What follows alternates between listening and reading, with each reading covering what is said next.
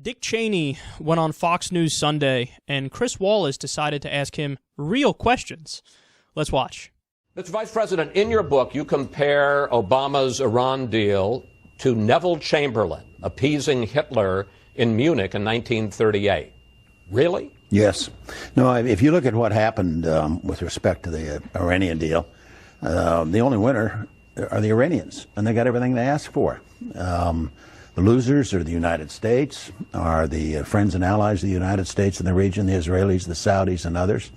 The overall outcome, I think, will be to shift significantly the balance of power in that part of the world to the Iranians. I think they'll end up dominating, partly not because of the nuclear deal, but also because of the lifting of the embargo on ballistic missiles and on conventional weapons. So I think it's a big deal, a major, major defeat, in my mind, in terms of our position in the region. Okay, so two things there. First of all, Iran is getting conventional weapons to fight ISIS. If Cheney isn't for that, then the follow-up question should be, well, why are you okay with ISIS getting more powerful? Because that's what's going to happen if you don't allow Iran to have conventional weapons. See, he's afraid of, or he says he's afraid of, well, they're going to use those weapons to fight Israel, or they're going to use those weapons to fight the U.S. Yeah, I'm sure they're going to try to invade Wichita next week. Please spare me. They're not going to do that because the military budgets of the U.S. and Israel are absurdly bigger than the military budget in Iran. It's a rinky-dink military budget. But they're currently fighting ISIS along with other moderate Sunnis and along with Kurds, and they need this in order to do that. So if you don't want them to have conventional weapons, then you need to explain why you would prefer that ISIS wins. Now, the second thing is, notice how Cheney just repeats the initial claim when he's asked to justify his claim. He never gives reasons. It's just like, oh, well, why do you say that the Obama administration is bad on this Iran deal? Why do you say that he's like Neville Chamberlain? He's like, yeah, well, you know, I think that this Iran deal was a bad idea, and it's going to destabilize the region, and we shouldn't have done it. Yeah, but we know that part. That was part of the question. He says, why do you believe that? He just restates his point. No, but you didn't give me any reasons. You just restated your point. Dick Cheney compared Obama to Neville Chamberlain. Now, Neville Chamberlain, he was the leader of the UK, and he did a peace deal with Hitler. Now, why is he viewed negatively through the lens of history? Well, because you couldn't appease Hitler, because Hitler wanted to dominate the fucking world.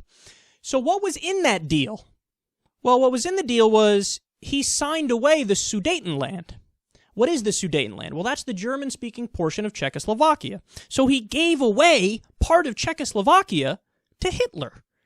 That's why everybody goes, oh my God, you know, he's an appeaser. He crumbled to Hitler. He tried anything to get peace and it didn't fucking work. Now, the irony of Cheney saying that Obama is like Neville Chamberlain is that what did Dick Cheney and George W. Bush do? Dick Cheney and George W. Bush overthrew Saddam Hussein, the Sunni leader in Iraq, and put in Maliki. Maliki is a Shiite. What's Iran? They're Shiites. So what happened to Iraq after the U.S. invasion? Iran became basically a client state, a puppet state of Iran. So in other words, if anybody's more like Neville Chamberlain, it's you, Dick Cheney. Because Neville Chamberlain gave away part of Czechoslovakia to Hitler.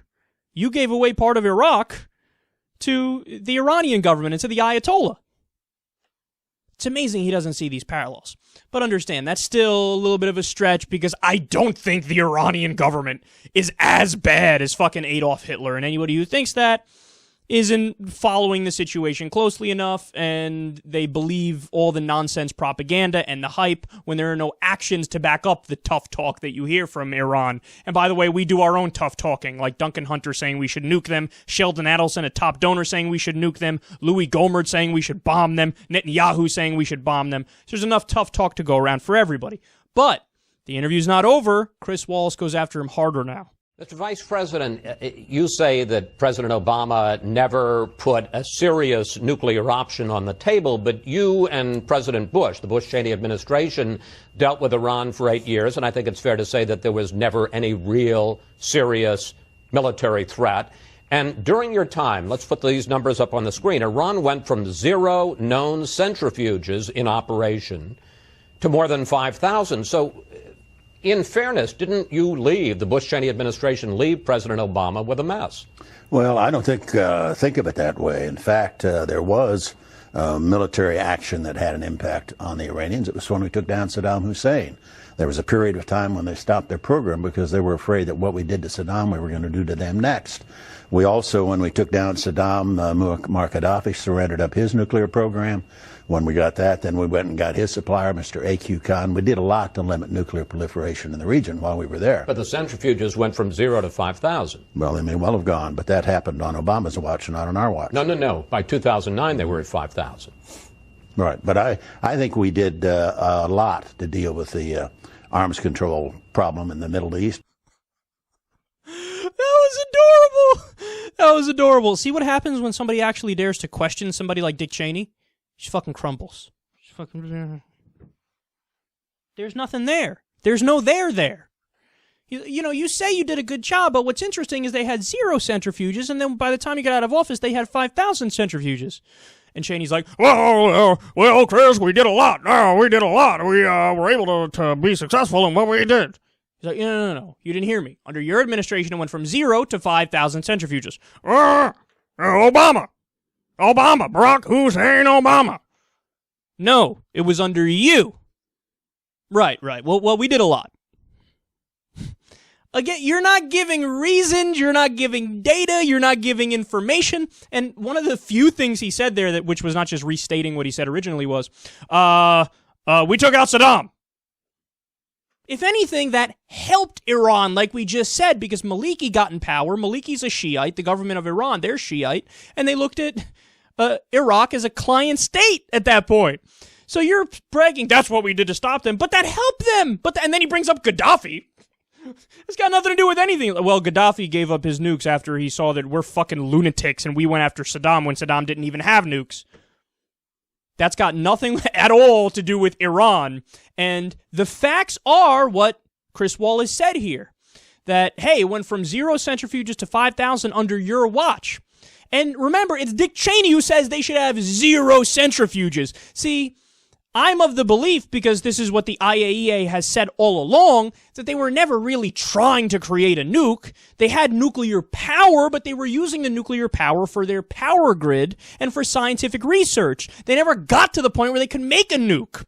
But remember, it's Dick Cheney's own standard that we're talking about here, where he says, they should have no nukes for anything ever. And then he, by the way, he would still want to invade them after that. They should have no nukes for anybody. Well, then look in the fucking mirror and blame yourself, because the facts are you did a terrible job trying to contain what you viewed as a threat. Meanwhile, the Obama administration got what you could only dream of, which is total and utter success with this deal.